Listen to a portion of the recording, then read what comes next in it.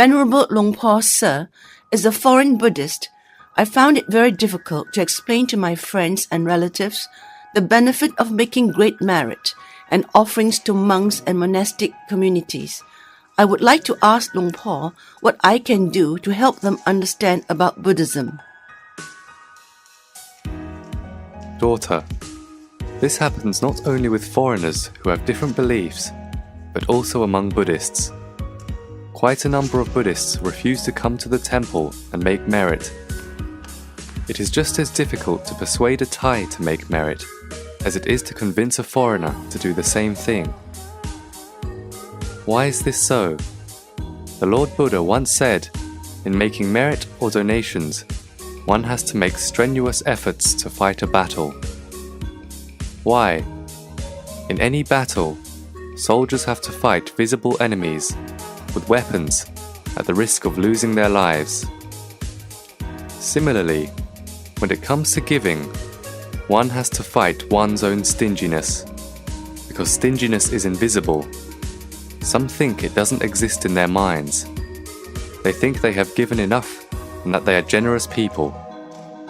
So when you ask them to make merit, they'd refuse, whether this involves Buddhism or any other religion. Even some Buddhists are not happy to make donations every time. So you should understand that it is not easy to persuade your parents, who are not Buddhists, to make merit and offerings like you do. Any difficulty you face would not be a surprise if you understand this is the same as pursuing them to get out there and fight a battle. I have experienced this myself with my own relatives. You see, I've been a monk for more than 30 years, and yet some of my relatives have never made any merit with me. I invited them to come and make merit here since the first year in which I entered monkhood. But up till today, they have not made merit at this temple. They are not too keen to make merit at other temples either. That's their nature. Have I ever felt disheartened? No, never. I continue to persuade them to make merit every time I meet them. Sometimes I invited them to join me in charitable activities, such as releasing fish and donating to hospitals. They agreed to join me because they could see the value of doing all this with their naked eyes. But they are reluctant to give to the monastic community because they cannot see any benefit. Some of my relatives used to be like that, but some of them are different now. When they began to have the right understanding, they blamed me for failing to make them understand the importance of merit 10 or 20 years ago, so they had missed a lot of chances to make big merit. My fault again. Instead of blaming their stubbornness, they blamed me. Daughter, Lord Buddha knows that people are different, so he taught different ways of making merit. Try this. Invite your friends who decline to make merit with Buddhism to volunteer in public welfare work with religious or secular organizations. The idea is to get them into the habit of giving, starting from small sacrifices that they find easy to make, to bigger sacrifices that require efforts. After that, you may invite them to make the kind of big merit that requires just a small investment, i.e., meditation. No money needed, only time. Meditation is a neutral thing. It is not confined to the monopoly of any single religion or religious group. Persuade them to meditate 5 to 10 minutes at a time. Later, they may increase the session to 20 minutes, half an hour, or even 1 hour at a time. Once they can do, they won't mind hearing you recounting religious lessons that you've heard from monks. You may also lend them a religious book. Observe if their attitude has changed. If they prefer to volunteer in social welfare work or donate to non-religious charities, don't stop them. Encourage them to give or do something for the nation. Get them into the habit of giving by encouraging them to give money and things, knowledge, useful ideas, labor, forgiveness, and praises. As you can see, the act of giving can be intensified this way. Lord Buddha taught us 10 steps towards personal progress in making merit. First, to live together in peace, people have to share resources. Sharing is a great thing. I won't talk about the varying degrees of such merit-making now. Let's just say we need to give and share with people who belong to the same religion and those who don't. This is a must for creating a happy world. Second, in every society, there are weak and strong people, the young and the elderly, healthy people, and those with physical disabilities.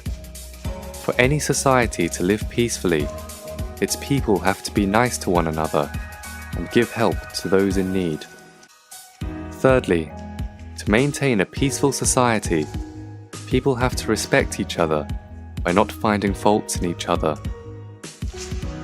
Fourth, for a society to be peaceful, people in that society must realize that every human being lives under the law of karma, that wholesome thoughts, speeches or actions produce good consequences, while bad thoughts, speeches or actions lead to the opposite.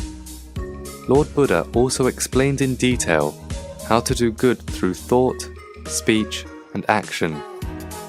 Even if you are alone, you can do good by having wholesome thoughts. Fifth, all human beings carry with them since birth a storage of good and bad karma. That storage decides what happens to us in the present life, but it doesn't mean we cannot do anything to improve our situation. Our fate is also determined by what we do in the present life, yesterday, today, and tomorrow. What happens to us are partly the results of our karma from the previous lifetime, and partly the result of our karma in the present lifetime.